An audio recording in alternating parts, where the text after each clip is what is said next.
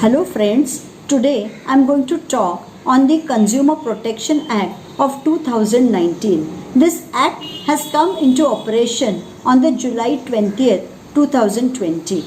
Before going into the provisions of the act, first let me make you aware that what is a consumer. A consumer is a person who purchases any good or avails of any service for his own use for a price. This means that if you purchase a car or if you book a flat for your own use, then you can be called as a consumer and you have a right to be protected by the provisions of the Consumer Protection Act. But suppose you buy the goods or the service for resale or for commercial use, you cannot be called as a consumer. The Consumer Protection Act has given the various rights which you have as a consumer. Among the many rights, the few which could be stated are that you have a right to be protected from unsafe goods and services, as also goods and services which are hazardous for health. You have a right to be protected from unfair trade practices. You have a right to approach the proper forum and be heard in case of any grievance about any goods or services. You also have a right to be made aware about the various consumer rights.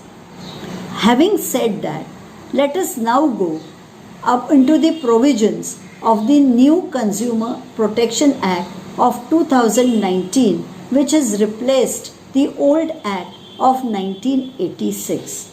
Previously, there was no regulatory authority in regard to the grievances of the consumers. The district, state, and the national commission could only adjudicate if any grievance was raised about any deficiency in service or about any defective goods and pass order accordingly. But by the new act, there is a salutary feature of the establishment of the Central Consumer Protection Authority. This is a regulatory authority established for the welfare of the consumers.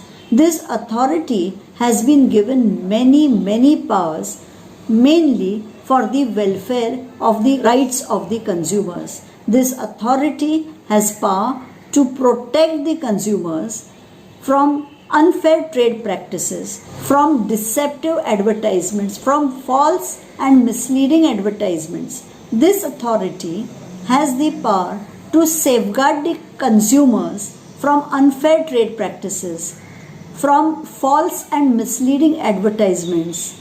It also has authority to intervene in any ongoing proceeding before the district, state, and national commission.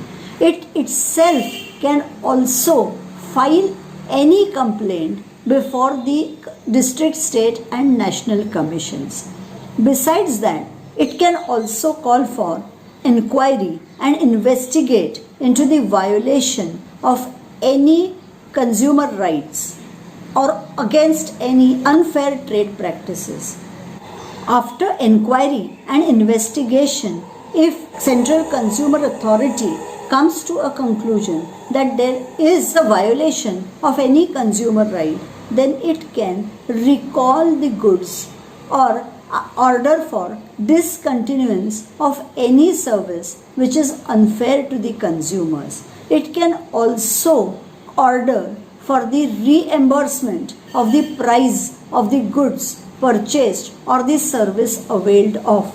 It can further ask the manufacturer to discontinue any advertisement which is misleading and against the interests of the consumers.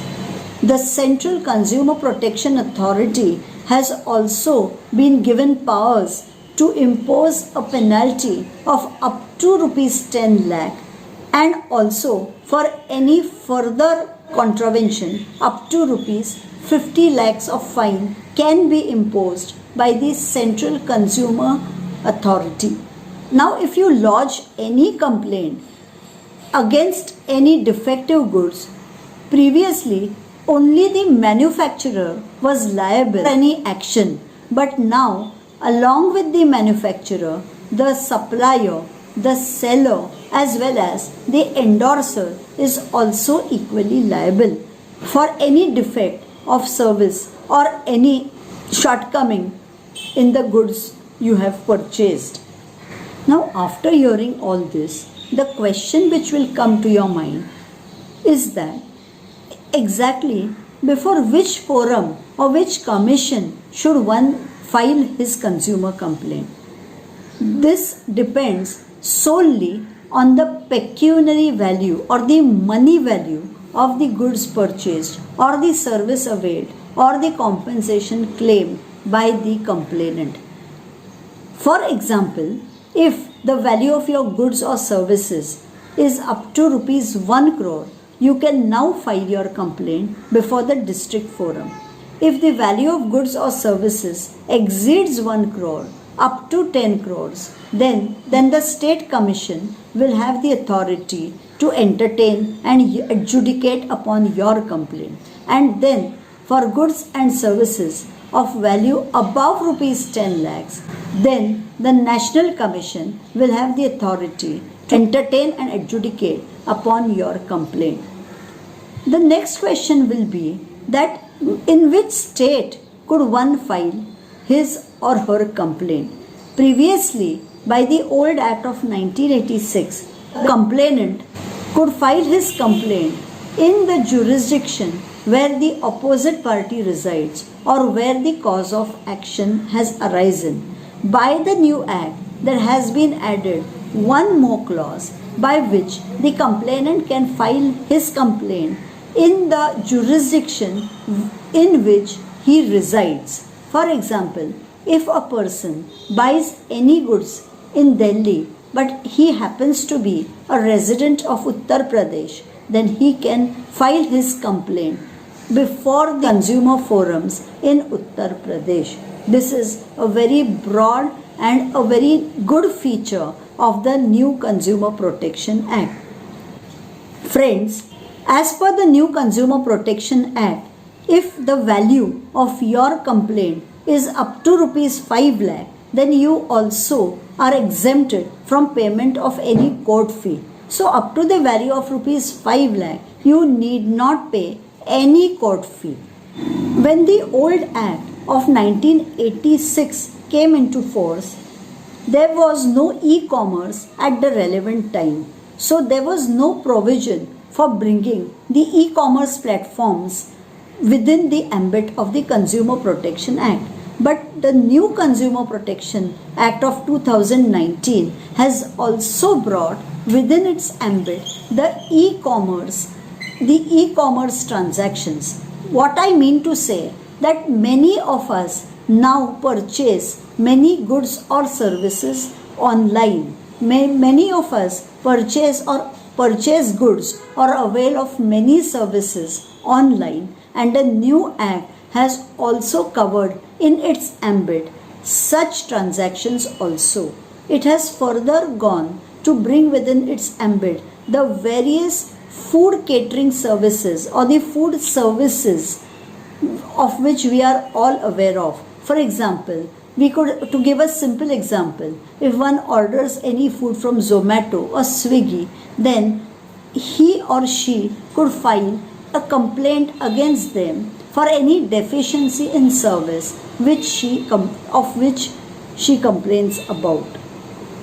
Not only that, but as per the previous Act, it was only the manufacturer of the good or service liable to compensate the consumer.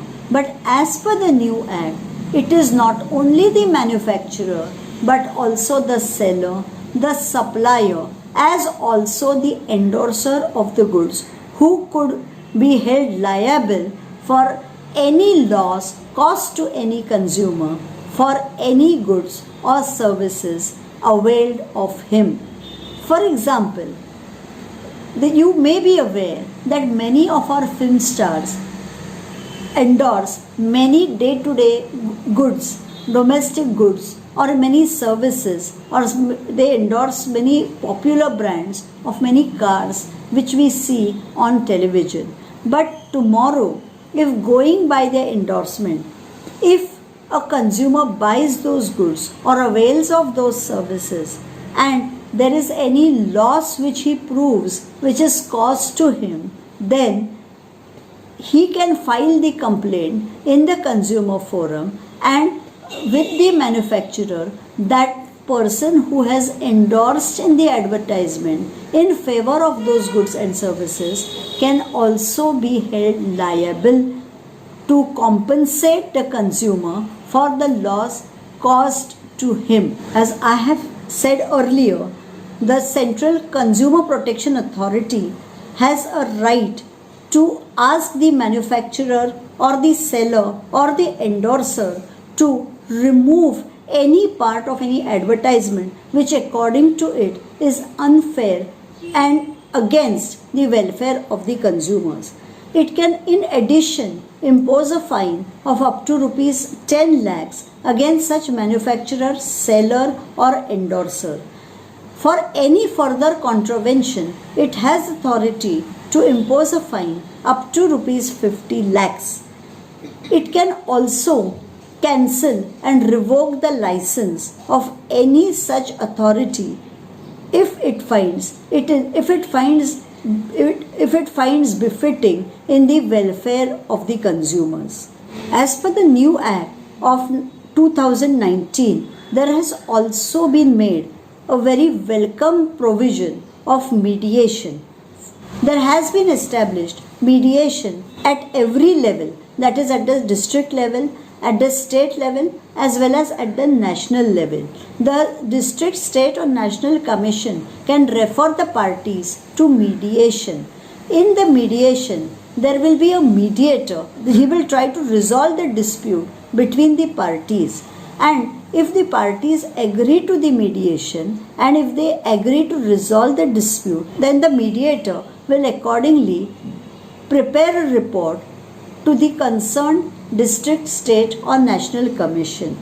Accordingly, the order will be passed by the concerned commission and the complaint will be disposed of. If the parties partially agree to some terms, then the mediator will prepare the report accordingly, and then the concerned commission will adjudicate on the rest of the part on which the parties have not agreed. Again, if the parties have not agreed to any of the terms and have not reached at any mediation, if the parties are not ready to compromise, then the report accordingly is sent to the district, state and national commission, and then the commission could adjudicate the entire complaint on merits. In case any person is convicted or found guilty of unfair practice or for supply of defective goods and services, the forums have been given the vast powers of suspending the license of such manufacturer for a period of up to 2 years. This act has tried to safeguard the interests of the consumers to the maximum. It has tried to bring within its ambit, say, all types of services, all types of purchase and sale transactions. It has even gone a step further and has also allowed a person to file a complaint online without having the need to physically go and lodge his complaint in the concerned consumer forum. So friends, these are some of the many relevant provisions of the Consumer Protection Act of 2019. The Act has given in detail many other provisions and sub-provisions, but the main provisions which are of concern and which could be of interest to the consumers, to the people in general, I have given a brief account. If you have any queries, you may please mail me on the mail address which I have given below this video. In the meantime, please let me know whether you liked my video, and please don't forget to like, share and subscribe to my video. Till then, bye.